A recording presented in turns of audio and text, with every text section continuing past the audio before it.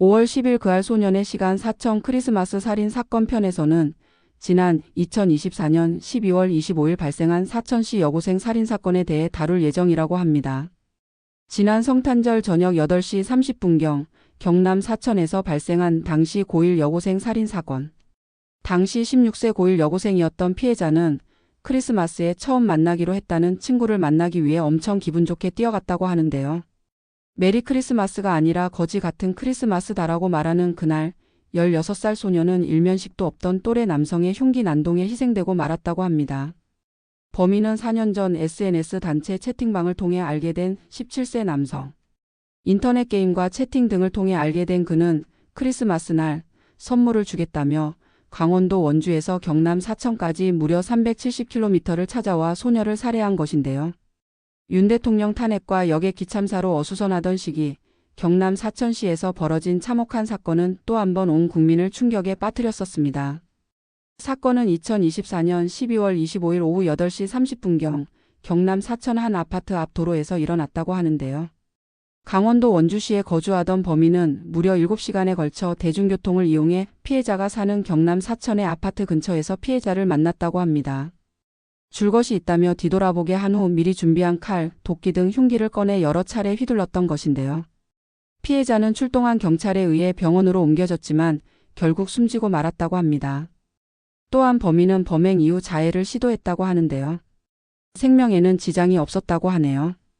2023년 원주시 소재고등학교 1학년 재학 중 학교를 자퇴했다는 범인. 채팅을 통해 알고 지내던 피해자가 4월부터 자신을 대하는 태도가 달라졌고 남자친구가 생긴 것 같았다. 자신 외에 다른 이성과 새로운 관계를 맺는 것이 너무 싫었다. 여고생을 살해하고 나도 휘발유 등으로 자살하려고 했다고 진술했다고 합니다.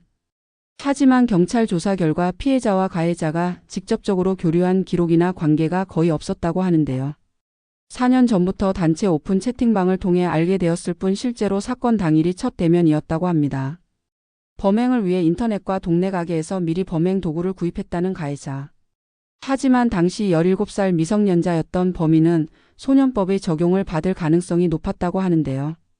때문에 피해자 유족과 법률 대리인들은 엄벌 탄원서를 통해 가해자가 소년법의 보호를 받지 않고 법이 허용하는 최대한의 형벌을 받도록 요구했었다고 합니다. 그러나 2025년 5월 1일 재판부는 소년법상 가장 높은 형인 징역 20년을 선고하고 위치 추적 전자장치 부착 20년을 명령하였다고 하는데요. 만기 출소한다고 하더라도 30대면 출소하게 되는 상황에 유족들은 다시 한번 고통받아야 했다고 합니다. 전문가들 역시 이번 사건을 계기로 소년법 개정 논의를 더욱 심도 있게 다룰 필요가 있다고 지적한다는데요. 미성년자라는 이유로 잔혹한 범죄가 감형되는 현행 법률이 피해자와 그 가족의 고통을 가중시키는 것이 아닐까 여겨집니다. 모두가 즐거워야 할 성탄절날 크리스마스의 악몽이 되어버린 사건. 방송에서는 사천 크리스마스 살인 사건을 다시 한번 재조명해 볼 예정이라고 합니다. 자세한 이야기는 아래 댓글 링크를 참고하시기 바랍니다. 그리고 구독 신청 부탁드립니다.